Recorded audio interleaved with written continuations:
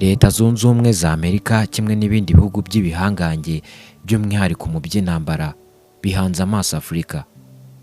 Nta yindi mpamvu iri kubitera ahubwo ni intambara iri kuhabera mu burasirazuba bwa Kongo. Ni intambara ihanganishije umutwe wa M23 cyangwa se M23 n'intambara za Kongo FARDC.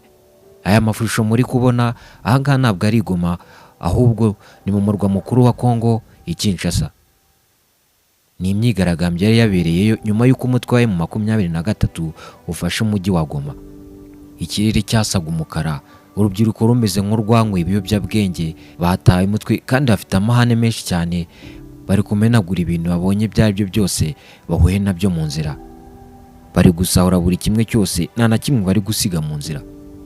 Bafite amahane, bafitiye urwanga Abanyarwanda, bafite umujinya uruta nk'uw'intare. Nta kindi kiri kubitera ngo nuko Abanyarwanda bafashe Goma kandi ngo bari guteza y'akavuyo. Ibi ngibi byatumye leta ya Kongo ivuga ko n'abari guteza akavuyo basahura amambasade ari Abanyarwanda. Ibi ngibi bizarangira gute?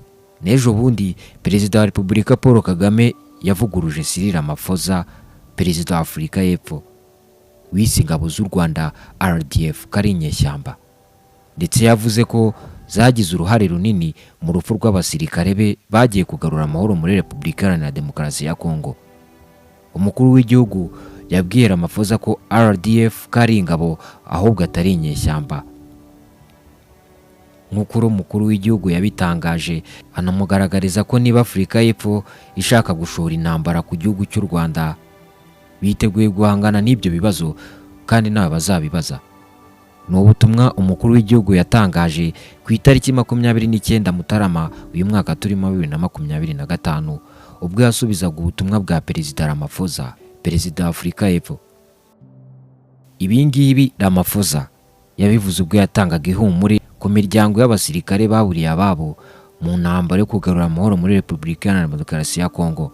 Abinyujije ku rubuga rwa X, Perezida Ramaphosa yavuze ko nyuma y'imirwano yo mu burasirazuba bwa Repubulika Iharanira Demokarasi ya Kongo RDC, igihugu ayoboye cyabuze abasirikare 13 bari mu butumwa bwo kugarura amahoro.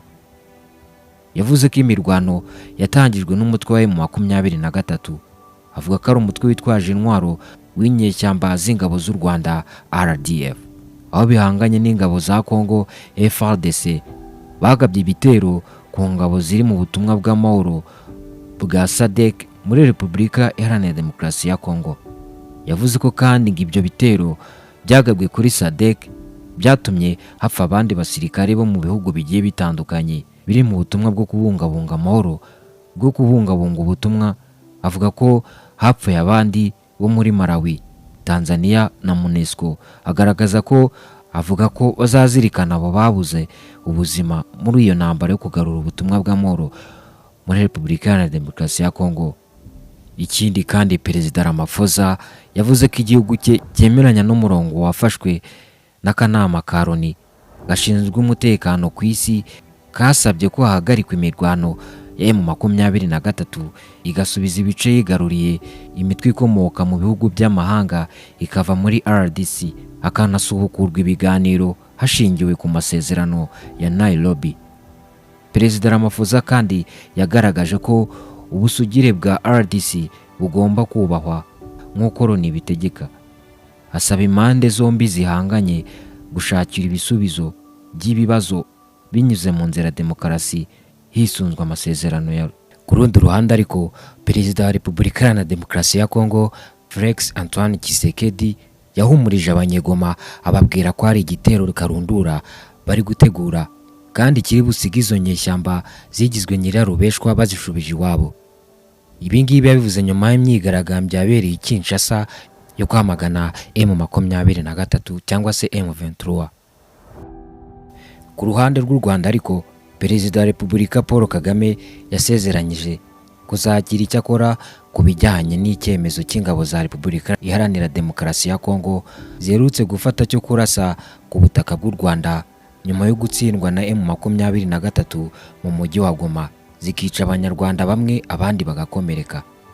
Mu ntangiriro z'iki cyumweru rwabaga urugamba rwo kubohoza umujyi wa Goma. Abasirikare ba RDC batsinzwe urugamba ndetse n'indi mitwe bari bafatanyije irimo FDLR ndetse na Wazalendo bafashe icyemezo cyo kurasa ku butaka bw'u Rwanda mu karere ka Rubavu. Kugeza ku itariki 28 Mutarama uyu mwaka turimo 2025, ibi bikorwa byari bimaze kugwamo abanyarwanda 9 mu gihe abandi benshi bakomeretse. Iyi myitwarire y'ingabo za FRDC ni imwe mu ngingo zagarutsweho na Perezida wa Repubulika Paul Kagame mu nama yamuhuje na bagenzi be bayoboye ibihugu byo mu muryango wa Afurika y'Iburasirazuba. Iyi nama kandi yari iri mu murongo wo kurebera hamwe icyakorwa ku ntambara ikomeje kuyogoza uburasirazuba bwa Repubulika Iharanira Demokarasi ya Kongo ndetse n'ikibazo cya M23 gisa nk'ikirengagijwe kikaba gishakirwa ibisubizo bya gisirikare kandi hakwiye ibiganiro bya politike. Perezida wa Repubulika Paul Kagame yabwiye abagenzi be ko abanyarwanda benshi bahitanywe n'aya masasu yavuye i Goma ndetse asezeranya ko hari icyo azabikoraho. Ku wa gatanu ku itariki 29 Mutarama 2025, Minisitiri w'Ingabo wa Afurika y'Epfo Eugene Mutseka yatangaje ko Perezida Cyril Ramaphosa yaganiriye na Perezida wa Repubulika Paul Kagame amuburira ko ingabo z'u Rwanda nizikomeza kurwanya ingabo za Afurika y'Epfo mu burasirazuba bwa Repubulika Iharanira Demokarasi ya Kongo bizafatwa nko gutangiza intambara. Bisa nkaho Afurika y'Epfo ari ikimwaro ifite nyuma yo gutsindwa urugamba, nyuma y'uko umutwe wa M23 ubatsinze ndetse ugafata n'umujyi wa Goma. Ntabwo ari Afurika y'Epfo gusa kuko na Antoine Felix Tshisekedi isoni zamwishe ajya imbere y'itangazamakuru ababwira ko bari gutegura igitero karundura kizasiga n'umutwe uvuye muri uno mujyi. Perezida kandi wa Leta Zunze Ubumwe za Amerika Donald Trump ari mu kiganiro n'itangazamakuru bamubajije kuri iki kibazo, avuga ko mu minsi mikeya cyane ari bubikemure. Hari n'izindi nkuru kandi zagiye hanze zivuga ko bimwe mu bihugu byatangiye gufatira ibihano igihugu cy'u Rwanda. Ninde ubyihishe inyuma? Ubu ngubu umujyi wa Goma ugereranyije n'iminsi 5 ishize, ubu ngubu hari agahenge, abaturage batangiye kujya mu kazi ndetse urujya n'uruza rwatangiye kugenda. Gusa uyu mujyi ubu ngubu nta muriro ufite ndetse n'amazi, ndetse bamwe mu baturage baho baravuga ko nta kibazo bafite dore ko bari no gusabana n'ingabo za M23. Nyuma y'uko izi nyeshyamba cyangwa se uyu mutwe w'iterabwoba nk'uko babivuga ufashe uyu mujyi, harakurikiraho iki? Ubu ngubu ubuzima buri kugenda nubwo nta muriro uriyo ndetse n'amanetwork ni ikibazo, ariko mu bigaragara ubuzima bwatangiye kugaruka nyuma y'urusaku rw'amasasu rwavuze mu minsi ishize.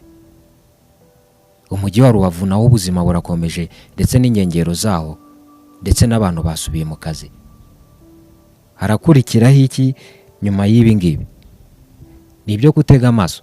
Iyi chaîne yitwa DAP TV Rwanda. Imana ibarinde.